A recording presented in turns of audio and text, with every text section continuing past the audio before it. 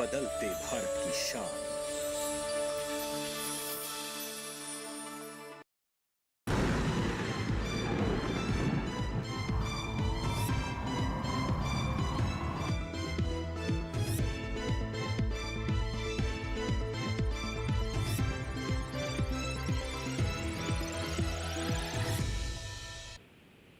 नमस्कार, आप देख रहे हैं दूरदर्शन किसान मौसम खबर में आप सभी का स्वागत है। मैं हूं आपके साथ ज्योत्सना। मौसम खबर में जानेंगे कहां होगी बरसात, कहां रहेगा मौसम साफ, कैसी रहेगी तापमान की स्थिति, कहां बढ़ेगी गर्मी, ये तमाम जानकारियां देंगे आपको आज के मौसम खबर में। लेकिन सबसे पहले शुरुआत करते हैं 5 बड़ी खबरों के साथ, जिसमें सबसे पहले आइए आपको जानकारी देते हैं राजस्थान की। यहाँ पर ज्यादातर इलाकों में भयंकर लू चलने की संभावना है। इसके बाद अब बारी आती है पंजाब के बारे में जानकारी हासिल करने की, तो यहाँ पर भी कई हिस्सों में चल सकती है भयंकर लू। और अब आइए बात कर लेते हैं हरियाणा की, तो यहाँ पर भी अनेक जगह लू चलने का जो है वो अंदेशा लगाया जा रहा है। अब आइए बढ़ते हैं आगे, बात कर लेते हैं राजधानी दिल्ली की, तो यहाँ पर जो है रात के समय गर्मी का मौसम रह सकता है, यानी गर्मी बढ़ सकती है। और अंत में बात करते हैं केरल की, तो यहाँ पर कहीं कहीं हो सकती है भारी बरसात। 5 बड़ी खबरों के बाद अब बात आती है गर्मी अपडेट के बारे में बात करने की, यानी कि आइए आपको जानकारी देते हैं मौसम विभाग ने कौन कौन से ऐसे राज्य हैं जहां के लिए जो है वो चेतावनी जारी की है, कहां पर आपको सावधान रहने की ज़रूरत है, कौन से ऐसे शहर हैं जहां पर जो गर्मी का प्रकोप जो है वो बढ़ सकता है। यहाँ पर आइए सबसे पहले हम शुरुआत करेंगे उत्तर पश्चिम भारत के जो हमारे मैदानी इलाके हैं इनके साथ। तो यहाँ पर पंजाब, हरियाणा, पश्चिमी उत्तर प्रदेश, यहाँ पर जो है वो भयंकर गर्मी पड़ने की संभावना है, यानी कि कह सकते हैं यहाँ पर लू जो है वो चल सकती है। पश्चिमी पूर्वी उत्तर प्रदेश और पश्चिमी मध्य प्रदेश में भी जो है वो भयंकर लू चलने की संभावना है। तो आप जब भी बाहर निकलें 12 बजे से 4 बजे तक के बीच में कोशिश करें कि बाहर ना जाएं, और जब भी बाहर जाएं तो अपने साथ पानी हमेशा रखें। राजधानी दिल्ली के अंदर भी जो है वो लू चलने की संभावना है। बढ़ते हैं आगे, बात कर लेते हैं हम यहाँ पर पूर्वोत्तर भारत की, तो यहाँ पर असम और मेघालय में जो है वो गर्मी बढ़ सकती है, या कह सकते हैं दिन में जो है वो काफ़ी उमस यहाँ पर रह सकती है, ऐसी चेतावनी दी जा रही है मौसम विभाग की ओर से। तो ये अभी हमने आपको जानकारी दी है कि कहाँ कहाँ पर आपको जो है वो सावधान रहने की आवश्यकता है और कौन कौन से ऐसे इलाके हैं, जैसे कि हमने उत्तर पश्चिम भारत के जो मैदानी हिस्से हैं उनके बारे में आपको जानकारी दी कि यहाँ पर जो है वो आपको सावधानी बरतने की आवश्यकता है।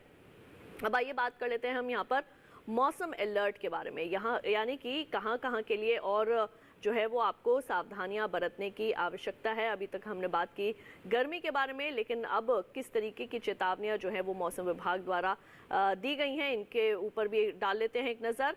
यहाँ पर आइए बात कर लेते हैं पूर्वोत्तर भारत से, तो नागालैंड, मणिपुर, मिजोरम, त्रिपुरा के अंदर जो है वो बिजली की चमक के साथ तेज़ हवाएं चलने का अंदेशा है। गांगे पश्चिम बंगाल में भी जो है वो भारी बरसात के जो है वो आसार दिखाए जा रहे हैं। ओडिशा के अंदर भी जो है वो वर्षा हो सकती है। केरल की बात करें तो यहाँ पर भी जो है वो चेतावनी जारी की गई है मौसम विभाग द्वारा बरसात की। तेलंगाना की अगर बात करें तो यहाँ पर भी तेज हवाओं के साथ जो है वो बरसात होने की उम्मीद है। इसके साथ ही तटीय आंध्र प्रदेश और कर्नाटक के जो हमारे भीतरी हिस्से हैं, रायलसीमा, यहाँ पर भी जो है तेज हवाओं के साथ जो है वो वर्षा होने का अनुमान लगाया जा रहा है। तो ये हमने अभी आपको जानकारी दी है मौसम अलर्ट के बारे में, और अंडमान निकोबार द्वीप समूह के अंदर भी जो है वो चेतावनी जारी की गई है। अब आइए बात कर लेते हैं मौसम पूर्वानुमान की, यानी कि अगले 24 से 48 घंटों के दौरान देश भर में कैसा रहने वाला है मौसम का हाल। सबसे पहले शुरुआत करेंगे हम यहाँ पर लेह लद्दाख, जम्मू कश्मीर, हिमाचल प्रदेश और उत्तराखंड से। तो यहाँ पर जो है कहीं कहीं बरसात हो सकती है, लेकिन अभी भी जो हमारे उत्तर पश्चिम भारत के जो मैदानी हिस्से हैं यहाँ पर अभी भी बरसात की कोई उम्मीद नहीं है।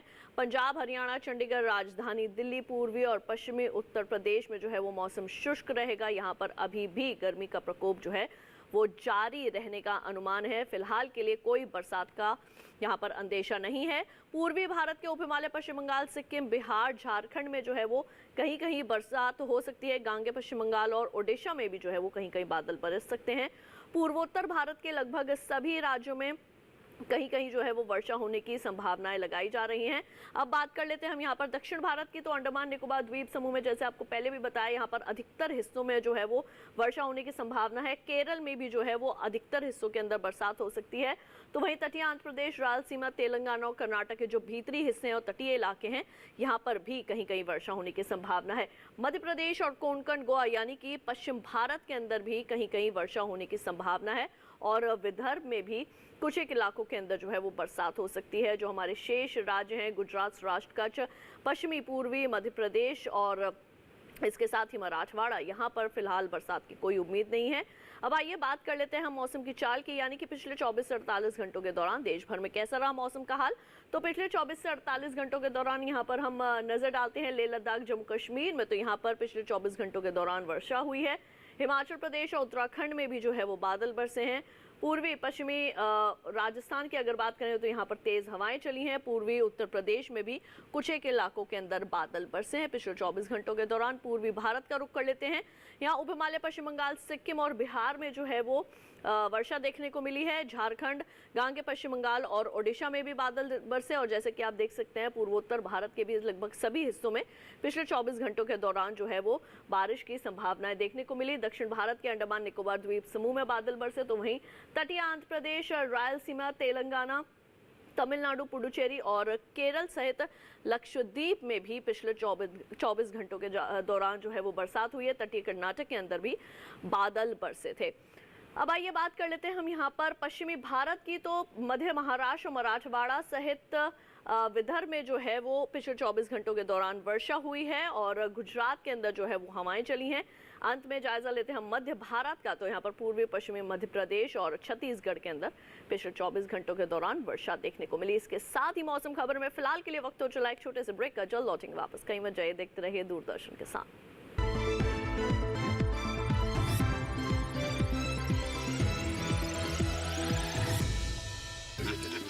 मिठाई तो हमारे जमाने में होती थी। हाँ तो जाइए ना अपने जमाने में। रोमांस तो हमारे जमाने में होता था। पेमेंट भी उसी जमाने का है। अरे भैया, डिजिटल पेमेंट करना सीखिए नए जमाने में। इजी, सेफ एंड फास्ट है। हमने तो इनको डिजिटल पेमेंट करना सिखा दिया। आपने ये सेल्फी लेते हैं, ये हमारे जमाने का है। आरबीआई कहता है कि डिजिटल पेमेंट अपनाओ, औरों को भी सिखाओ।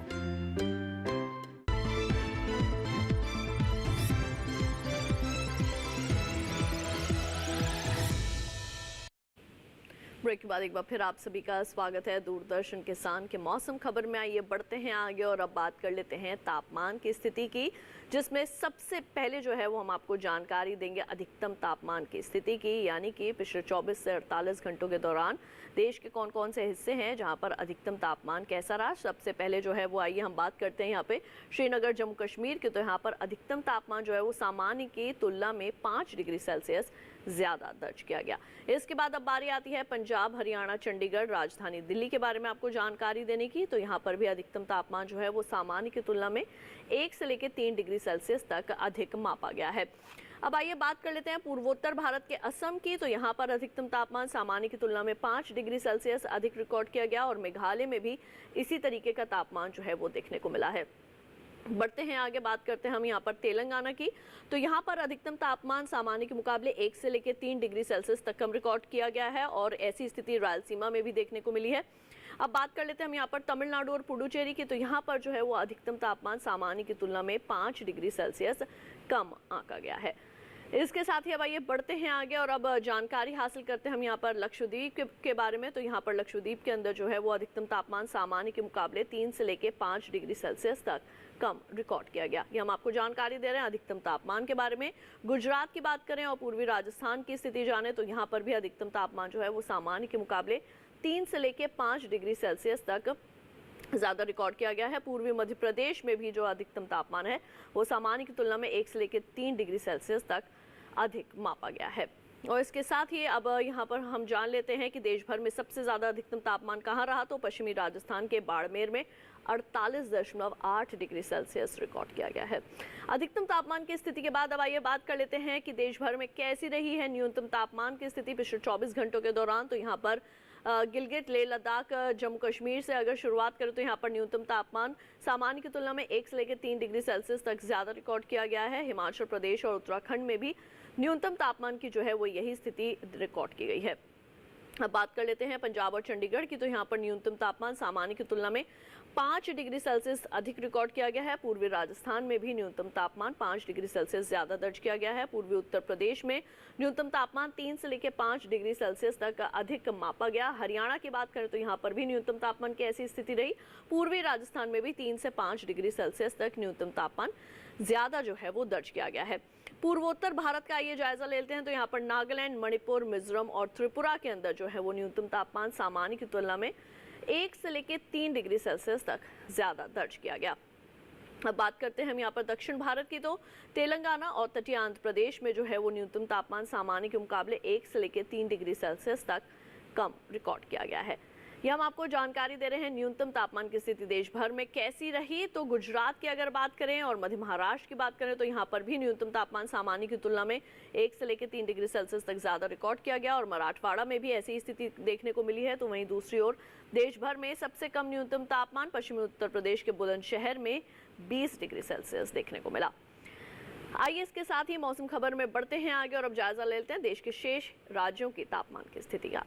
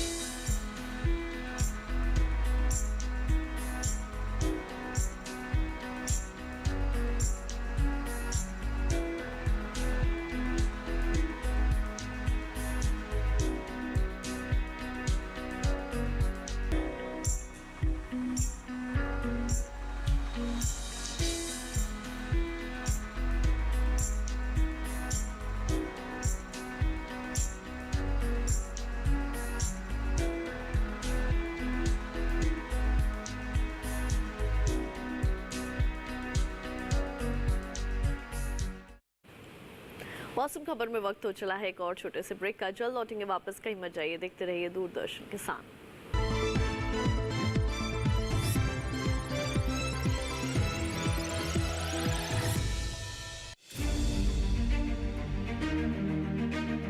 सरकार की प्राथमिकता का केंद्र कृषि।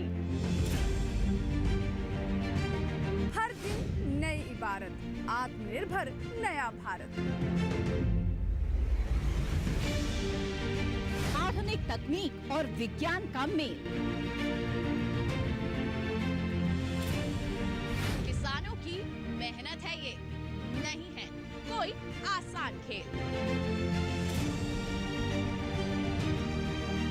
बीज से बाजार तक, अन्नदाता से खरीदार तक।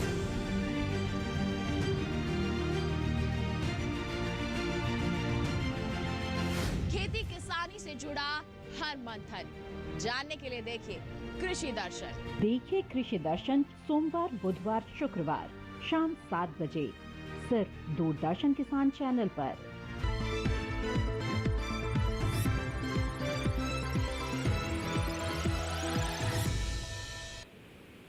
ब्रेक के बाद एक बार फिर आप सभी का स्वागत है दूरदर्शन किसान के मौसम खबर में। अब आइए बढ़ते हैं आगे और अब बात कर लेते हैं वायु गुणवत्ता की, यानी कि वायु गुणवत्ता सूचकांक के आधार पर एयर क्वालिटी जो है वो कौन कौन से शहरों की किस तरह की मापी गई है, इसके बारे में भी आपके लिए जानना जरूरी है। शुरुआत करेंगे राजधानी दिल्ली के साथ 295, यानी कि थोड़ी खराब स्थिति है, कह सकते हैं कि यहाँ पर प्रदूषण का स्तर जो है वो बढ़ा हुआ है। 167 जो है लखनऊ की मापी गई है संतोषजनक स्थिति के साथ। और इसके बाद बढ़ते हैं आगे, पटना की बात करते हैं 234, यहाँ पर भी जो स्थिति है वो थोड़ी सी खराब है, यानी कि कह सकते हैं प्रदूषण का स्तर यहाँ पर भी ज़्यादा है। हवा स्वच्छ नहीं है, 99 है अच्छी स्थिति के साथ। पुणे की कह सकते हैं कि यहाँ पर जो वायु है वो काफ़ी स्वच्छ है, यानी कि प्रदूषण जो है वो यहाँ पर काफ़ी कम है। मुंबई की 114 है, ये भी संतोषजनक स्थिति में देखी जा सकती है। इसके साथ ही अब आइए बढ़ते हैं आगे, अहमदाबाद की बात करते हैं 128 संतोषजनक स्थिति के साथ यहाँ पर वायु गुणवत्ता सूचकांक के आधार पर यहाँ पर वायु की स्थिति जो है वो दर्ज की गई है। हैदराबाद की है 107 इसको भी संतोषजनक स्थिति में देखा जा सकता है। इसके साथ ही अब आइए बढ़ते हैं आगे, बात करते हैं बेंगलुरु की 77, क्योंकि यहाँ पर बरसात जो है वो अच्छी हो रही है, इसलिए यहाँ पर प्रदूषण भी जो है वो ना के बराबर है, अच्छी है यहाँ पर वायु की स्थिति। कोलकाता की बात करें तो यहाँ पर 71 है और इसको भी एक अच्छी स्थिति में देखा जा सकता है। अब बात कर लेते हैं पर्यटन पूर्वानुमान की, यानी कि देश भर में आप कहां कहां जा सकते हैं, वहां के मौसम और तापमान का हाल। शुरुआत करेंगे श्रीनगर जम्मू कश्मीर के साथ। तो शनिवार से लेकर मंगलवार तक यहां पर जो है वो बादल छाए रहेंगे। अधिकतम तापमान 32 डिग्री सेल्सियस और 33 डिग्री सेल्सियस के बीच जो है वो देखा जा सकता है। शनिवार और रविवार को 32 रहेगा, सोमवार मंगलवार को 33। न्यूनतम तापमान भी 15 और 14 डिग्री सेल्सियस तक यहाँ पर देखे जा सकते हैं, यानी कि शनिवार और रविवार को यहाँ पर न्यूनतम तापमान 15 और बाकी के आगे आने वालों 2 दिन जो है वो यहाँ पर 14 डिग्री सेल्सियस रहेगा। देहरादून की अगर बात करें तो यहाँ पर फिलहाल गर्मी का जो है वो मौसम देखने को मिल रहा है। अगर आप जा रहे हैं, पहाड़ों का रुख कर रहे हैं, तो फिलहाल गर्मी से वहाँ पे आपको राहत नहीं मिलेगी, क्योंकि अधिकतम तापमान जो है वो 41 और 42 डिग्री सेल्सियस देखे जा सकते हैं शनिवार और रविवार को, सोमवार और मंगलवार को। और न्यूनतम तापमान की अगर बात करें तो लगातार ही चारों दिन यहाँ पर न्यूनतम तापमान 25 डिग्री सेल्सियस देखने को मिल सकता है। पंजाब के अमृतसर का ये रुख कर लेते हैं। यहाँ पर फिलहाल के लिए गर्मी से कोई राहत जो है वो आपको मिलने वाली नहीं है। चारों ही दिन यहाँ पर तेज धूप का सामना जो है वो आपको करना पड़ सकता है। अधिकतम तापमान 44, 45 और 46 डिग्री सेल्सियस शनिवार से लेकर मंगलवार तक के लिए, और न्यूनतम तापमान 30, 29 और 28 डिग्री सेल्सियस रिकॉर्ड किया जा सकता है। तो अगर आप यहाँ अमृतसर जाने का रुख कर रहे हैं तो अपने साथ पानी की पूरी अच्छी व्यवस्था जो है वो आप रखिए। असम के सिलचर का अगर आप रुख कर रहे हैं तो यहाँ पर आपको मौसम थोड़ा सुहावना मिल सकता है, क्योंकि यहाँ पर बरसात जो है वो हो रही है। अधिकतम तापमान 37, 34, 31 और 30 डिग्री सेल्सियस शनिवार से लेकर मंगलवार तक आपको देखने को मिल सकता है। न्यूनतम तापमान 25, 23 और 22 डिग्री सेल्सियस देखा जा सकता है। ये हम आपको जानकारी दे रहे हैं पर्यटन पूर्वानुमान के बारे में, यानी कि देश भर में आप कहां कहां जा सकते हैं, वहां के मौसम और तापमान का हाल। मेघालय के शिलोंग की अगर बात करें तो यहाँ पर भी आपको बरसात देखने को मिल सकती है। अधिकतम तापमान 27, 25 और 24 डिग्री सेल्सियस शनिवार से लेकर मंगलवार तक, और न्यूनतम तापमान जैसे कि आप देख सकते हैं 17, 16 और 15 डिग्री सेल्सियस रिकॉर्ड किया जा सकता है। अब आइए बढ़ते हैं आगे, अब रुक कर लेते हैं हम यहाँ पर अगले शहर का, जिसमें शामिल है हमारा, देख लेते हैं, अरुणाचल प्रदेश का तवांग। तो यहाँ पर जो है वो आपको अच्छी बरसात मिल सकती है। अधिकतम तापमान भी बहुत ज़्यादा नहीं है, 17 डिग्री सेल्सियस शनिवार को मिलेगा। रविवार से लेकर मंगलवार तक यहाँ पर 16 डिग्री सेल्सियस रहेगा। और अगर न्यूनतम तापमान की बात करें तो यहाँ पर 5 और 4 डिग्री सेल्सियस शनिवार और रविवार को, सोमवार और मंगलवार को बिना किसी फेरबदल के 5 डिग्री सेल्सियस न्यूनतम तापमान दर्ज किया जा सकता है। अब रुक कर लेते हैं तेलंगाना के हैदराबाद का। तो यहाँ पर शनिवार से लेकर मंगलवार तक बादल जो है वो छाए रहेंगे। 38, 39, 40 डिग्री सेल्सियस तक यहाँ पर तापमान जो है वो जा सकता है। मंगलवार को एक बार फिर से 1 डिग्री की गिरावट के साथ 39 हो जाएगा। न्यूनतम तापमान 26 और 25 डिग्री सेल्सियस रिकॉर्ड किए जा सकते हैं। अब आइए बढ़ते हैं आगे, और अब हम यहाँ पर आइए रुक कर लेते हैं हमारे अगले शहर का, जिसमें शामिल है हमारा तमिलनाडु का कन्याकुमारी। तो यहाँ पर भी लगातार जो है वो बरसात आपको देखने को मिल रही है, और यहाँ पर अच्छा मौसम आपको जो है वो देखने को मिल सकता है। अधिकतम तापमान 31 डिग्री सेल्सियस शनिवार को, रविवार और सोमवार को 32 डिग्री सेल्सियस, मंगलवार को 33 डिग्री सेल्सियस। न्यूनतम तापमान शनिवार को 25, रविवार से लेकर मंगलवार तक बिना किसी फेरबदल के 26 डिग्री सेल्सियस न्यूनतम तापमान यहाँ पर आपको देखने को मिल सकता है। अब बात कर लेते हैं गोवा के पणजी की। तो यहाँ पर भी आपको मौसम अच्छा मिलेगा। शनिवार से लेकर सोमवार तक यहाँ पर बरसात होगी, और मंगलवार को यहाँ पर बिजली की चमक के साथ जो है वो वर्षा हो सकती है।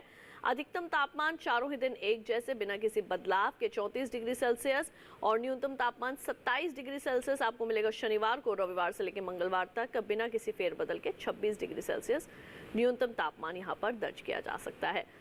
राजस्थान के जोधपुर की अगर बात करें तो यहाँ पर लगातार जो है वो लू का सामना वहाँ रहने वाले लोग भी कर रहे हैं। तो अगर आप भी वहाँ का रुख कर रहे हैं तो पूरी अपनी तैयारी के साथ जाइएगा, क्योंकि यहाँ पर गर्मी बहुत ज़्यादा है। अधिकतम तापमान 47, 48, 46 और 45 डिग्री सेल्सियस देखे जा सकते हैं, और न्यूनतम तापमान शनिवार से लेकर मंगलवार तक रहेगा यहाँ पर 32 और 33 डिग्री सेल्सियस के बीच।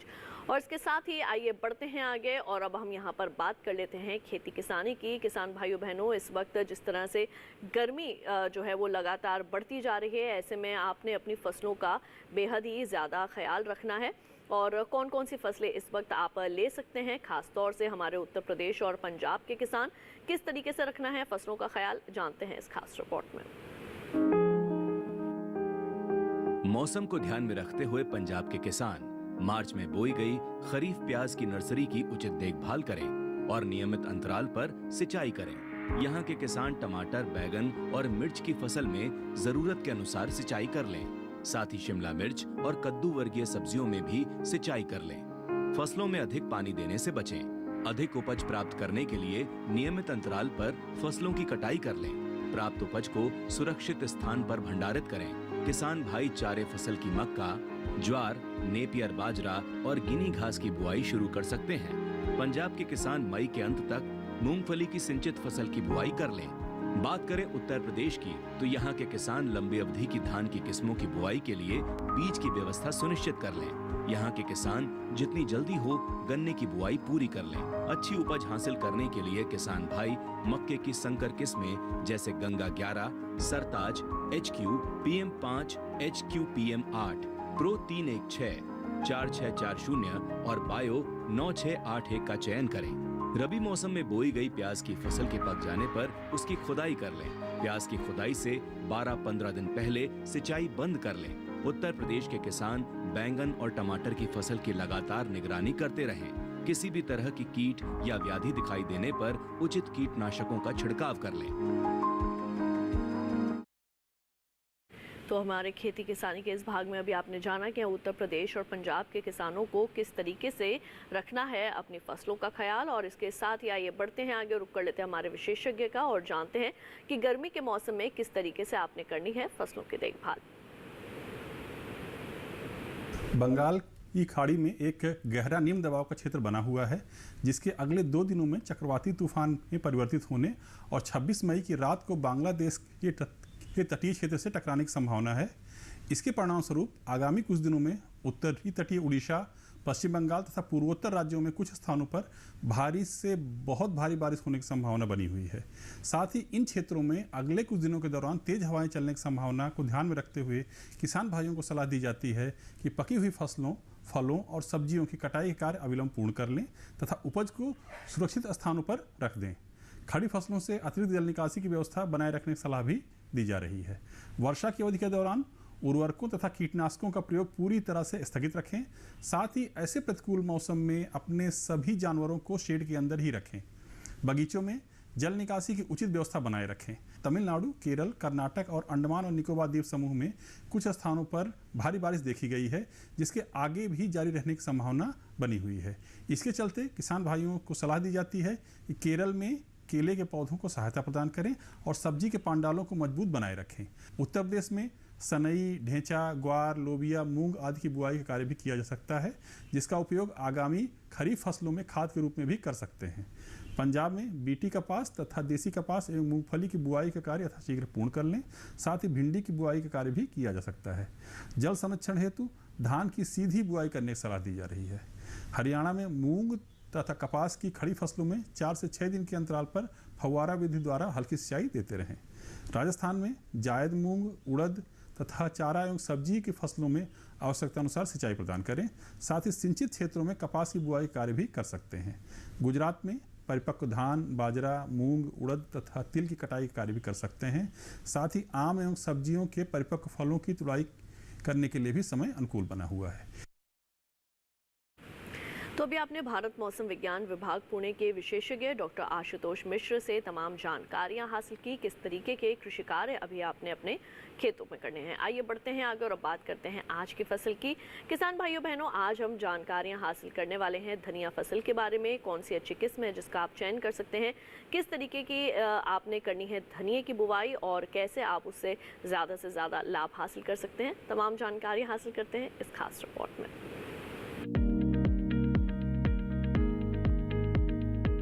धनिये की खेती के लिए दोमट मिट्टी सबसे अच्छी मानी जाती है। इसे अच्छे जीवांश युक्त भारी भूमि में भी उगाया जा सकता है। खेत में जल निकासी का उचित इंतजाम जरूरी है। बोने से पहले खेत को अच्छी तरह जोत ले और मिट्टी को भुरभुरा बना ले।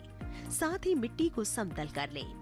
आखिरी जुताई में 100 से 120 क्विंटल प्रति हेक्टेयर की दर से गोबर की खाद मिला दे। बीज की मात्रा बुआई और सिंचाई की दशा पर निर्भर करती है। सिंचित दशा में 12 से 15 किलो बीज प्रति हेक्टेयर डालें, जबकि असिंचित दशा में इतनी ही जमीन के लिए 25 से 30 किलो बीज की जरूरत होगी।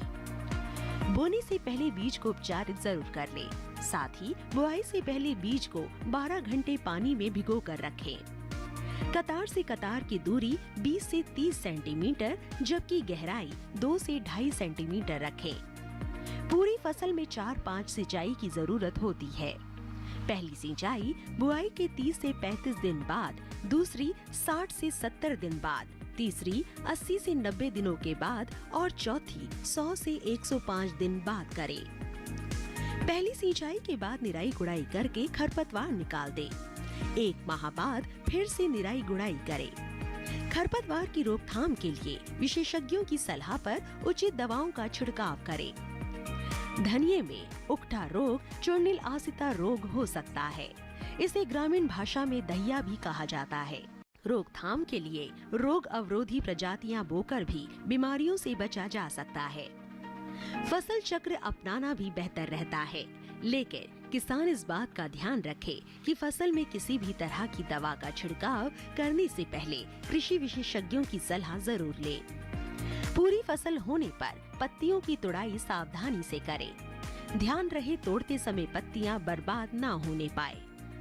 1 हेक्टेयर जमीन से 125 से 140 क्विंटल तक हरी पत्तियां ली जा सकती है।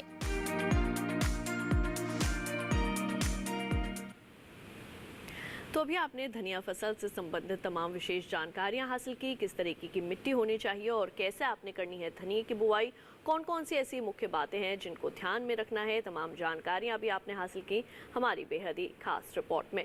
और इसके साथ ही आज के लिए मौसम खबर में बस इतना ही। हम उम्मीद करेंगे कि मौसम खबर से आप सभी को मदद मिल रही होगी। अगर आप मौसम खबर को दोबारा से देखना चाहते हैं तो टीवी स्क्रीन पर दिखाए जा रहे इस QR कोड को स्कैन कीजिए। इससे सीधे आप हमारे YouTube चैनल पर चले जाएंगे। वहां जाकर आप एक बार फिर से ले सकते हैं मौसम का हाल मौसम खबर के साथ।